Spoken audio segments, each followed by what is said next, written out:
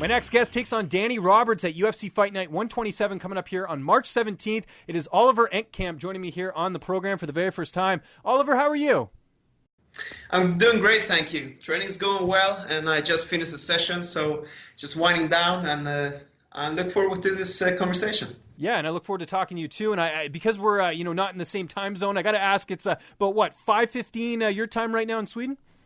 Yes, that's correct. Gotcha. It is about 11:20. Well, sorry, 11:15 out here in Toronto, Canada. So the power of Skype bringing us together here today. And it's been a while since we've seen you in the cage, Oliver. Obviously, the last time you fought was May of last year. What's been sort of the reason for the layoff? Last time I fought, I was outweighed by more than 10 pounds. And I've always been like this fighter in between two weight classes. So I was at the beginning trying to fight as a lightweight, and I did all these catchweight fights in between. But eventually, with the years, I was growing, and I decided to fight at welterweight instead because I'm not a fan of the big weight cuts. So to get some help with adding the mass to my frame, I went to the UFC Performance Institute after my fight. And that helped me with a training program to add on the right type of muscle, because I don't just want mass, right? I want quality. So muscle is not something you can build overnight, obviously, and it's a process that takes time. So I really took this time off to rebuild my body and make it more powerful and stronger. So now I'm more of an average welterweight like the other competitors. Great.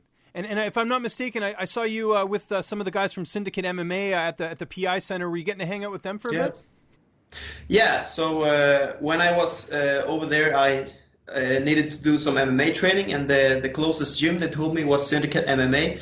And I got a real good connection with their coach, John Wood, and some of the fighters over there became real good friends. And second time I flew back in November, I actually got to corner one of them when he fought at the Ultimate Fighter final. So it was real cool and great training partners to me. That's awesome. And I imagine your manager, Danny Roop, sort of helped out with that because Danny manages, Eric Spicely and a few of the other guys at that gym, correct? Exactly. So actually these fighters introduced me to Danny. And, cool. That's how okay. we met. Yeah. Interesting. And how long were you out in Vegas for?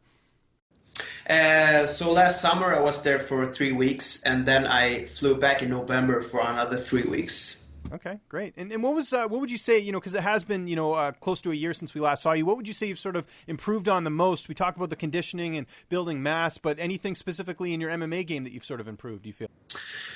Yeah, so I would say mostly tactical things, because I realized I haven't trained in a cage very much. I usually train on an open mat, in a gym area. So how to steer the fight and steer your opponent, and just being conscious of where in the cage you're standing, not getting your back to the fence, and these kind of tactical things. And also more pressure fighting and countering.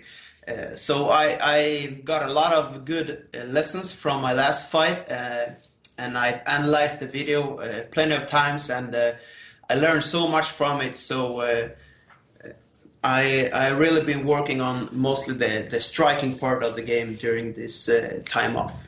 Great. And how do you feel like you match up against Danny Roberts? He's got the 14-3 record.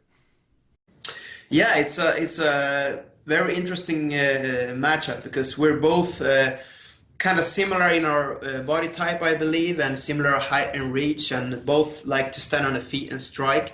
He's more of a boxer, where I guess I use more legs coming from my karate background. So I think it'll be very entertaining for the fans. It's going to be a dynamic striking exchange, I think.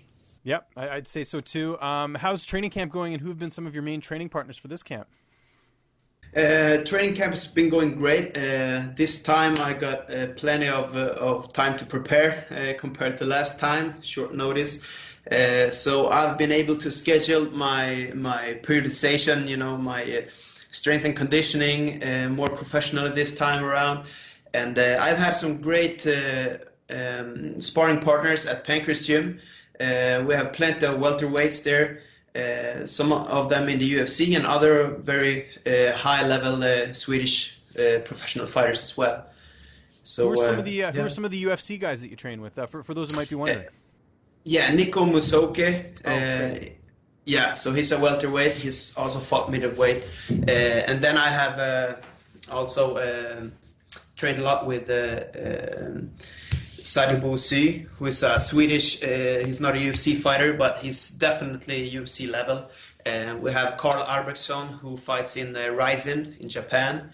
And Sebastian Kardestam, who recently fought Ben Askren in ONE FC. So there's plenty of high-level welterweights there. That's great. And how's the weight cut going, getting down to 170? You had plenty of time, so I imagine things are going well. Yeah, absolutely. So all this mass I gained during the time off have kind of been shredded down now as I increased my cardio and got into the fight camp. So I've just tried to maintain my power and strength, but drop all the unnecessary weight. So my speed has really increased, and now I'm much lighter than like a couple of months ago. So I'm already at a good weight. I don't need to cut much more for the fight, and it's more than 3 weeks left. So it's all good. Excellent. How do you see this fight playing out on March 17th? I like to just go in there with an empty mindset and adapt, because it's easy to have visions of how it is going to look, but he's not going to be the same fighter that I saw last time, because he's also training and developing and learning from his mistakes and such. So it's easy to get disappointed, and if you make a too specific game plan. So I just try to adapt to everything that happens, and I will go out there and see what his intentions are first and foremost, and then I will take the fight from there. So I have several tactics to apply depending on what his intentions are. And because you had a bit of a layoff, assuming all goes well in this fight and you're healthy, are you looking to get back in there right away, or do you want to kind of space your fights out? Yeah, so everything depends obviously on how it goes on March 17th, but I heard rumors that the UFC is coming to Denmark this summer, and that would be a great next fight because it's close to Sweden, and a lot of fans and supporters could go over there and cheer me on. Gotta ask, since you're from Sweden, you a hockey fan at all?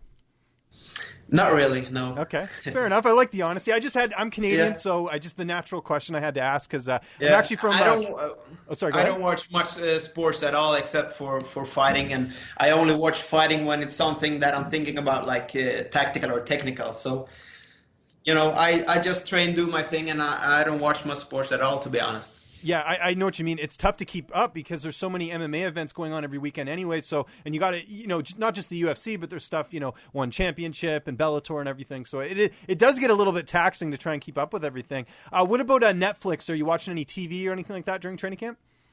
Yeah, to wind down, I do. If I come home earlier in the evenings or during the weekends. Right now, I'm watching a series called Outlander. Oh, nice. Okay. Yeah, so it's like this, I think the 16th century Scotland. It's pretty cool.